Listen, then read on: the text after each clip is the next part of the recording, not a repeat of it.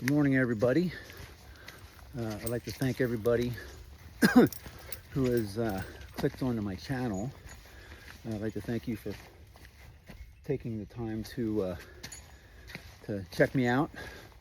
This is going to be my introduction video. So again, thank you for being here. If you like the content that you're seeing or that I'm talking about, I'd love to have you subscribe, like the video. If it's not for you, well, it's not for you. I understand that. Thanks for stopping by anyway. So, a little bit about myself. My name's Jerry. I'm 63 years old. Retired about a year and a half ago. So I've been retired now for about a year and a half. And I decided, I was a little bored, trying to fill my days, which quite interestingly, when you get retired, or when you decide to retire, after a while you kind of wonder how you got everything done with having a full-time job, because your day does fill up. But I wanted to do something else, see if there was something else out there that I could do. And so I decided I was going to do a YouTube channel. So I'm going to start creating content for this YouTube channel and see how it all pans out. Now, I will say in the beginning, the quality of my videos may not be that great. I'm doing this recording right now on an iPhone 15 Pro Max. So probably not the best quality videos, but we'll see how it works out. I'm sure as time goes on, I'll probably get better equipment, and I'll probably get better at it as well. So what is my channel about? Well, as I said, I'm 63. I'm retired, and I want to do all this stuff. And when I say stuff, I love to hunt, I love to fish. I have a great four-wheel drive pickup, so I'd like to do some off-roading with my Tacoma. It's a pretty nice ride, so I'd like to take it out, do some off-roading, do some camping. Just get out and explore Pennsylvania. That's where I'm from. I go to the gym a lot. I walk my dogs, so that's where I'm at right now. I'm out here. It's 6:30 in the morning, the morning after a heavy rainstorm. So a lot of trees down. I'm crawling over trees and under trees and stuff like that. But I do a lot of things like that. Outdoor stuff. I also have projects around the house that I have to do. And, so I started thinking, I'm 63, when you get to this stage in your life, you really have a window. You have a window of opportunity. And, that's kind of what I'm going to talk about in my videos, and all the things that I do. I'm going to talk about that window of opportunity. It was interesting. I had a friend, same age as me, a couple years ago, retired from the military, and him and his wife went out and bought a catamaran. And they sailed this catamaran down to the Caribbean. And so they've been sailing around the Caribbean now for about 3 years.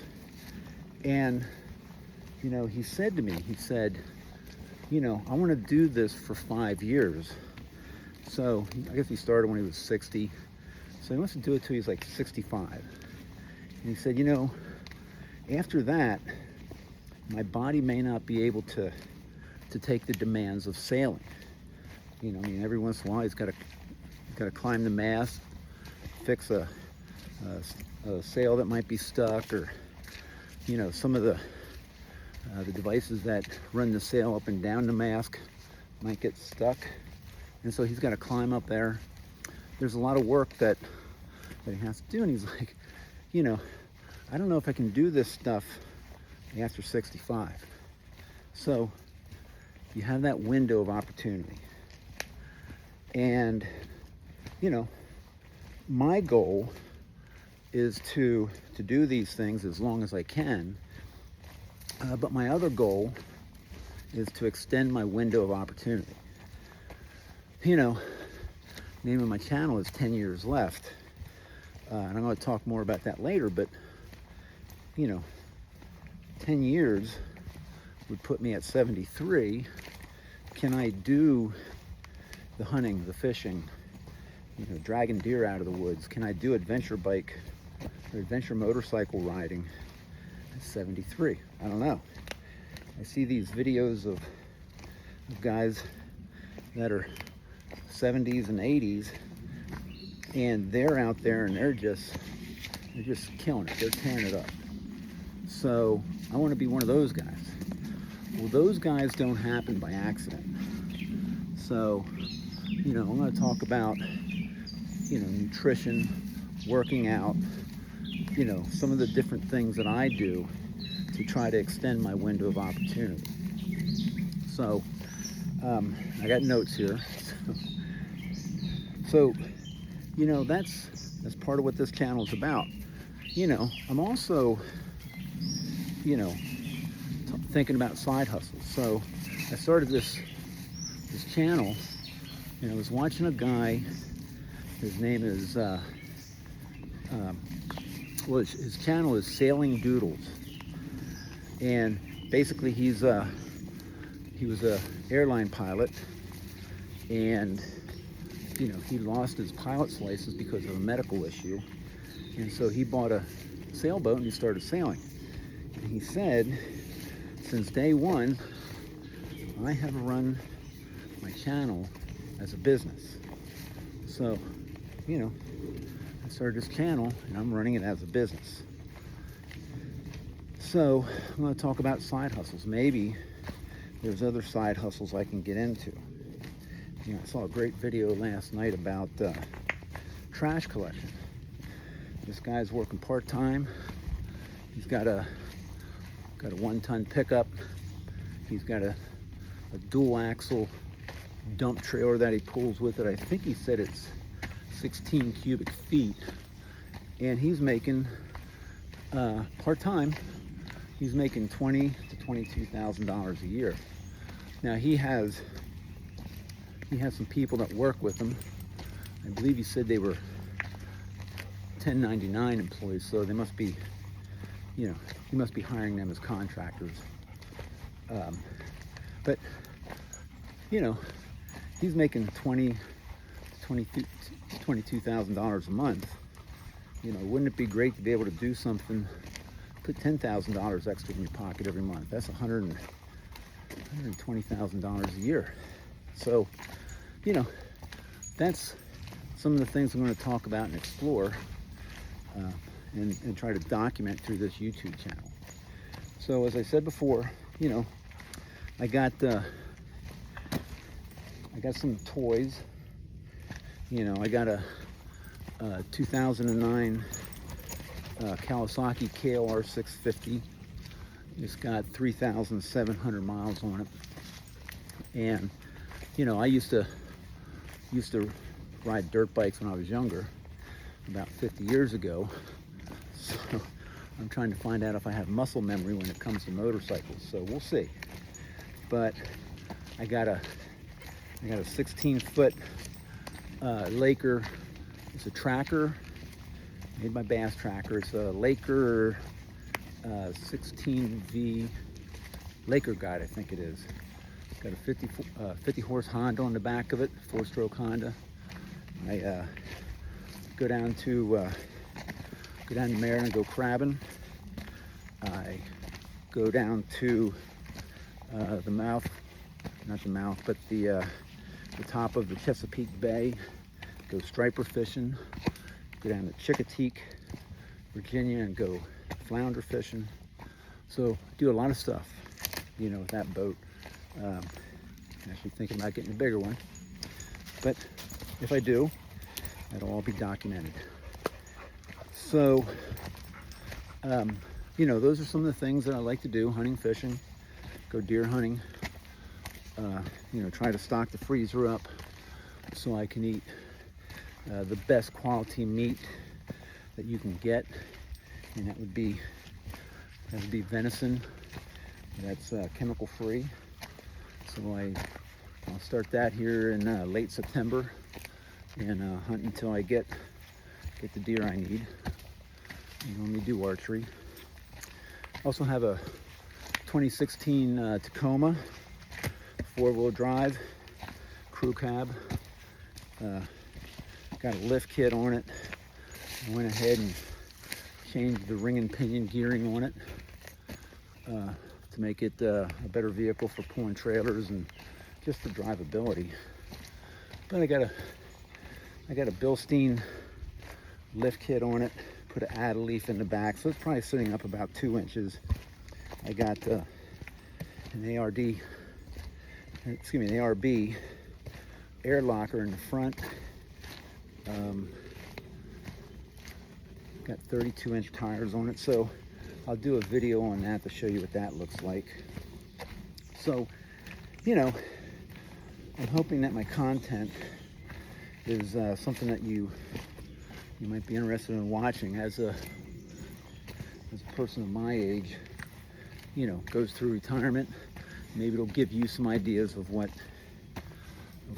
you can do during retirement. Maybe start you to thinking about, well, life isn't over yet. Time to get back in the game, get healthy, get out there and do stuff. So hopefully I can inspire people to do that. Now, here's the kicker. So if you've listened this far, here is the kicker. Back in 2001, we were at the beach for the summer, you know, for a week in the summer, and came home, and a couple days later, I noticed this rash on my chest. You know, I'm like, oh, I got this rash. It must be, and I didn't see it at first. I felt it, you know, like this itching and a little bit of a burning sensation. So I'm like, oh, well, I must have a sunburn, because I was just at the beach, had my shirt off out on the beach. So must be a, you know, sunburn is healing. So it didn't go away. So eventually, after a week or two, I went to a dermatologist, and he looked at it, he's like, I don't know what it is. He did a biopsy, still couldn't figure out where it was. But he did give me this cortisone cream. Give me this cream, and he said, hey, take this cream, put this on it, and this should help you. So I put the cream on, and about a week after, not a week, a couple days after I put that cortisone cream on, my face swelled up. And I'm new to YouTube, but I will try to post some pictures of what my face looked like. Anyway, he said, I have no idea what you have. He's like, I'm going to send you down to Philadelphia to Penn Medicine to a dermatologist down there. So I went down there, and I'm waiting for the doctor to come in. Yeah, female dermatologist, lady dermatologist, awesome lady dermatologist. She comes in, looks at my face, looks at my chest, looks at my hands, and she says, you have dermatomyositis. And I'm like, oh, okay, well, what's the, how do you fix it? What's the cure? Yeah, I just thought, yeah. She said, well, it's an autoimmune disease. And she said, it attacks your skin and it attacks your muscles. So dermato, I guess, means skin. Myositis is muscles, muscular. So it attacks your skin, attacks your muscles. So I had experienced the first part, rash, face swells up, you know, like all your skin that bends, you know, all your you know, your knuckles, your elbows, your knees, you know, they get red. You know, you'll get redness in those areas. And so that's the skin part, the dermato. The muscle part, this disease, dermatomyositis, and it's, you know, dermatomyositis is said, pronounced several different ways, but I've heard this pronunciation, I've heard several others, so I try to pronounce it the way it was spelled. Dermatomyositis attacks your muscles, it attacks your extremities. So it'll attack either your arms or your legs. It might attack both. In my case, it attacked my legs. So I started losing strength, muscle mass, you know, mobility, balance, all that. I started falling down more. You know, they say with dermatomyositis, you can have trouble getting up out of your chair. In severe cases, I've heard of people being bedridden, being wheelchair bound, being unable to move. So it can be severe, but I can tell you, for me personally, I lost a lot of muscle mass in my legs. I lost a lot of strength, and I was a truck driver. I drove truck for the post office the last 7 years of my working career, and quite honestly, I loved driving. Didn't like the hours, but I loved driving. But I started seeing a rheumatologist. So I saw my dermatologist and I saw a rheumatologist for my muscles. And he's like, yeah, he said, you've lost so much muscle in your legs that when you sit down, you don't have any cushioning. So it hurts, you get pain. You know, you lost a lot of muscle in the back of your legs. So it's very painful. It's getting better now, but if I sit down for more than an hour, you know, when I get up, I gotta, number one, it's hard to get up. Number two, when I get up, I gotta get up, stretch out my body. It's like, stand up, you stretch it out. You know, if you sit for too long, I mean, you get up and you're hunched over, trying to walk, trying to get the blood flowing back into your muscles and stuff. So pretty nasty. So I did some research, and I found out, and you know, my doctor, my dermatologist said, you know, I said, well, what happens, you know, because she told me there's no cure. She said we can only treat it there's different treatments. You know, if you're constantly tired and fatigued, you may need blood transfusions. You know, if you know, she said one of the things that happens with the muscles is they can develop like calcium deposits in the muscle. So you get this hard tumor in there, and they have to go in and surgically remove them. So, you know, very painful. I don't have that, thank God. So you have that. My doctor had me do a pulmonary function test, which is where you sit in a glass box, you put a hose in your mouth and you breathe in as deep as you can breathe, and then you breathe out and you empty your lungs as much as you can, and they test your lung capacity. And every 2 years now I do that, because you can develop respiratory problems. You're more susceptible to lung cancer. They x-ray my abdomen and my chest quite a bit, looking like every 2 years. They'll do chest and abdomen x-rays, you know, MRIs and CAT scans to look for tumors and stuff like that, because I'm more susceptible to cancer. The real kicker for me was I was online, and you know how they say never go online and research you know, medical conditions online, because you see the worst case scenarios and stories and stuff like that. So, you know, I don't necessarily go online looking for other people that had my condition, but I watched a medical briefing that was from around, I guess it's 3 years old now, so it was around 2021, 2022. So my doctor, you know, she said, hey, you know, when I first met my dermatologist, she's like, yeah, this is what I think you have, but we gotta do all these tests. You know, you gotta give me about 3 gallons worth of blood and we're gonna test it, and, you know, and the test did confirm that I had dermatomyositis. But, you know, so it took a while before she could start the treatment. But right after that, like I said, I started doing research online, and I saw this one video. It was by a group of doctors, and the guest speaker was a doctor by the name of Roy Agarwal. And he's a medical director of Arthritis and Autoimmune Center for the University of Pittsburgh.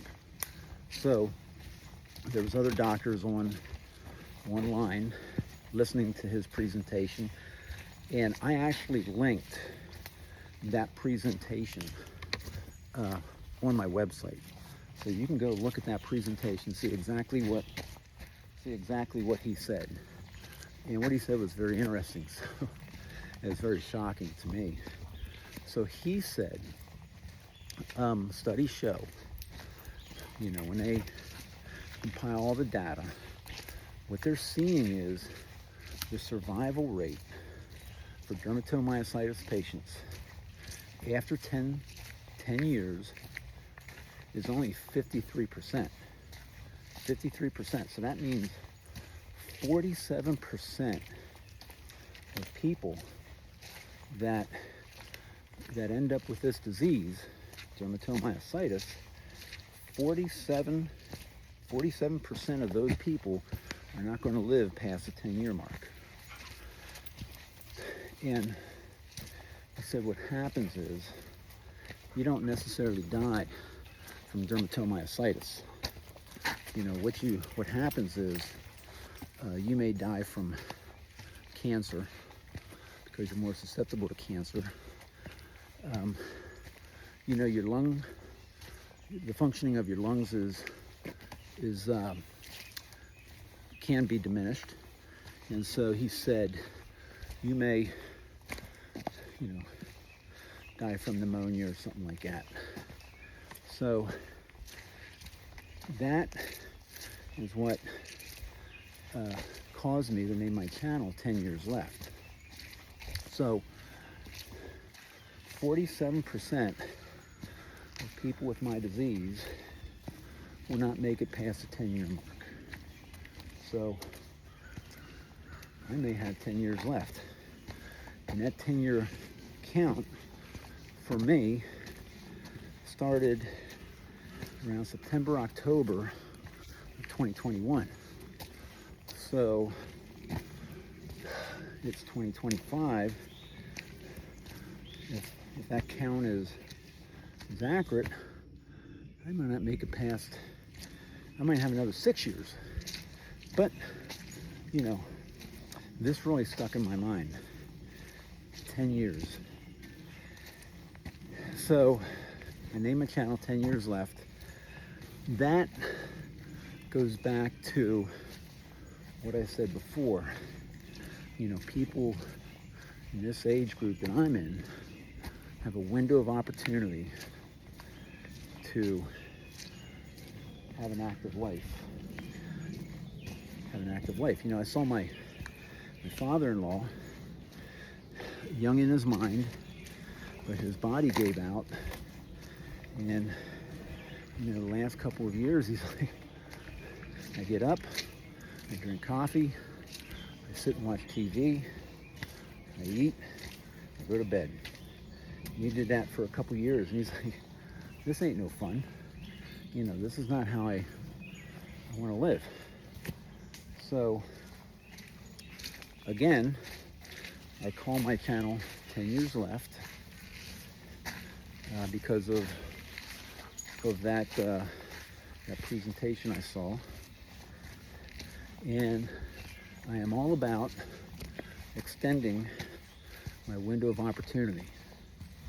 So I go out, like right now I'm walking, I go out, I walk, I lift weights, upper body seems to be normal, no issues with upper body strength. My legs, I'm trying to build muscle in my legs and it's a struggle, but I can only imagine if I don't do anything, if I didn't do anything, where would I be? I'm out here, I'm walking, I go to the gym, I do leg days, I push a sled,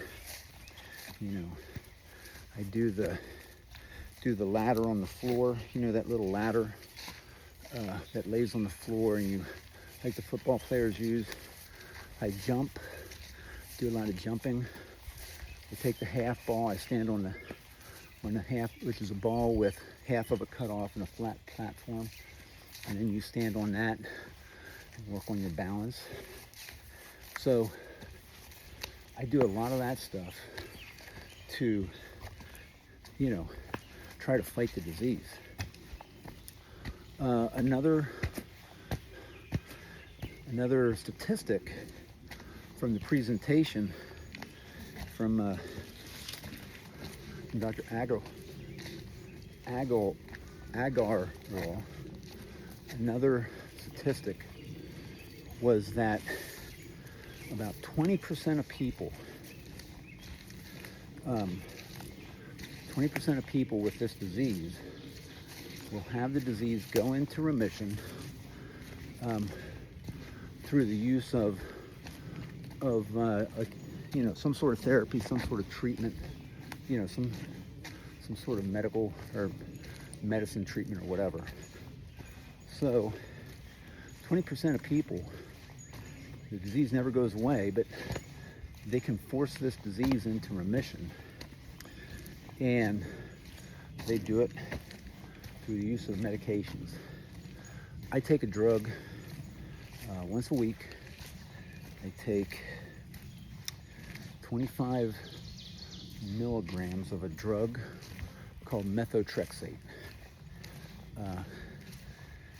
From very limited research I did on it, it's a drug for treating cancer. So I take methotrexate once a week, and it seems to be keeping the worst of the disease at bay. So, if I can take that for the rest of my life and this disease eventually goes into remission, great.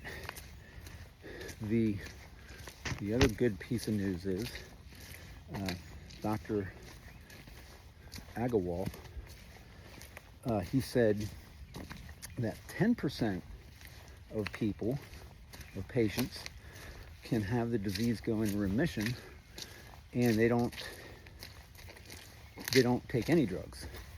So, you add up the numbers, 30% chance that I can get this disease to go into remission, 47% chance that I die within 10 years.